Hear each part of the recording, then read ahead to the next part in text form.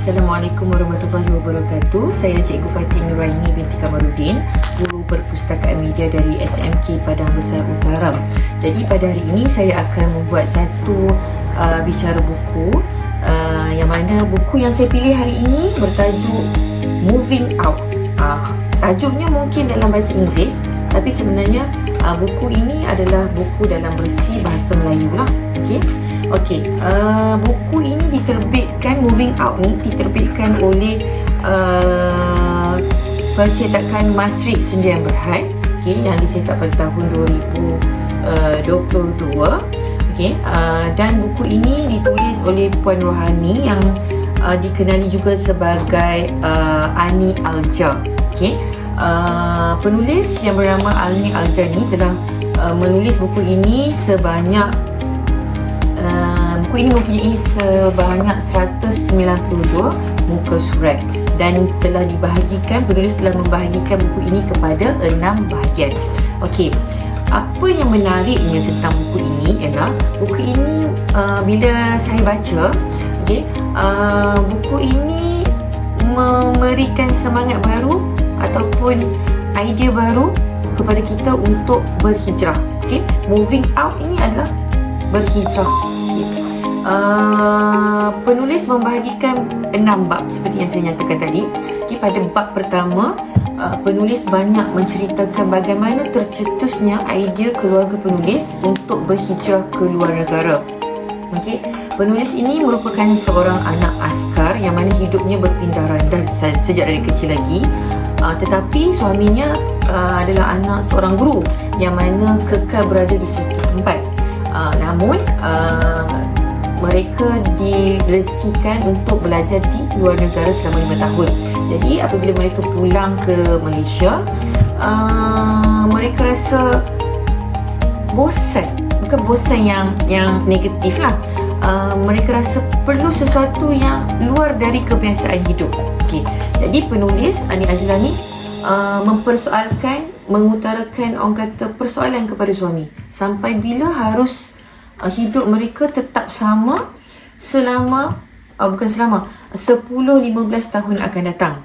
Jadi maka tercetuslah idea bagaimana mereka ingin berhijrah keluar. Bab pertama ini penulis banyak menceritakan tentang persiapan mental.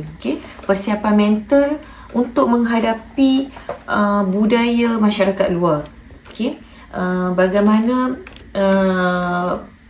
penghijrah itu sendiri berhijrah atas kapasiti mereka sendiri, bukan sebagai ekspatriat. Ekspatriat juga diterangkan oleh penulis dalam buku ini. Ekspatriat ni adalah hijrah yang ditaja penuh oleh syarikat, oleh kerajaan dan sebagainya. Tapi keluarga penulis ini berhijrah atas kapasiti sendiri. Jadi dalam buku ini penulis menceritakan kepada kita bagaimana kita nak membuat persiapan mental, persiapan dari segi menghadapi budaya luar, persiapan dari untuk menghadapi krisis kewangan dan sebagainya. Baik, itu bab pertama. Bab kedua, penulis banyak menulis tentang kehidupan anak-anak. Anak-anak beliau di kota Sydney, Australia. Bagaimana mereka mencari sekolah untuk anak-anak, bagaimana sistem pendidikan di Australia. Jadi penulis sangat, orang kata, berkongsi tips-tips yang bagus untuk kita kalau kita ada niat untuk berhijrah ke sana. Penulis ada menyebut tentang bagaimana untuk memohon visa, bagaimana nak mencari kawasan tempat tinggal yang orang kata selesa untuk orang Asia, bagaimana proses memohon penduduk sementara di negara Australia dan sebagainya.